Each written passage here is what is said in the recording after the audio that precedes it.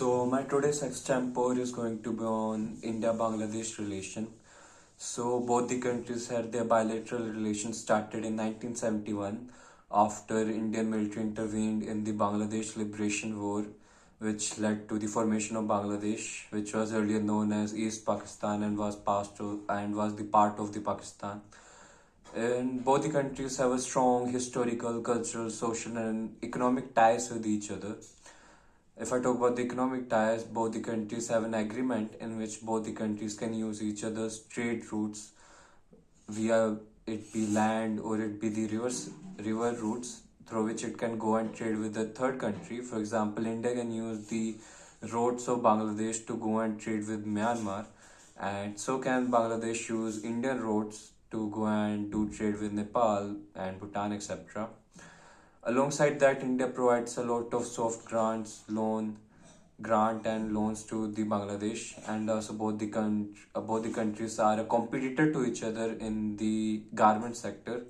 But alongside that, India provides cotton as a raw material to Bangladesh for the making of garment, and both the countries cooperate at global level in organizations like SARC, BIMSTEC, OIC, and Commonwealth nation. While there are a lot of areas of cooperation, there are a lot of areas of disputes. For example, there are disputes on border issue. There are disputes on water treaty of Ganga and Brahmaputra.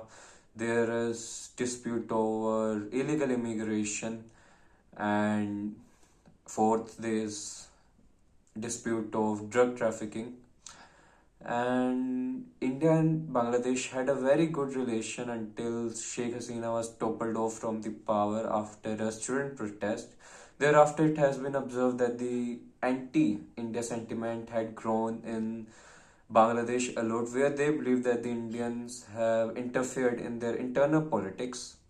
Now, whatever it be the case, right now, the problem is that India and Bangladesh have a relation which is deteriorating due to the fact that Bangladesh is having more closer good relation with Pakistan, which is a traditional enemy to us and which is a problem to us. India and Bangladesh had also a defense agreement in which both the countries cooperated in catching terrorists either in Bangladesh or in India, and they worked together, and they were all put in a jail. But when the student protest erupted, many of the prisoners in those jails just escaped from it, and they weren't catched after that. And also there was a political party, Jamaat-e-Islam in Bangladesh, which supports Pakistan and is quite anti-India. That party was banned during the Sheikh Hasina tenure, but that party is now removed from the banned banner, due to which the party can contest election and can publicize its agenda to the public more openly, which is a problem to us because it hampers our relation with Bangladesh.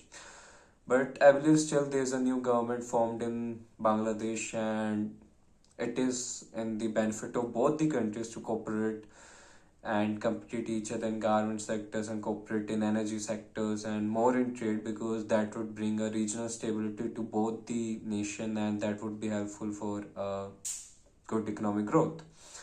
So in conclusion, I would say yes, there are a lot of disputes between both the countries, but there are a lot of areas of cooperation between both the countries. So both the countries have a very decent good relation with each other.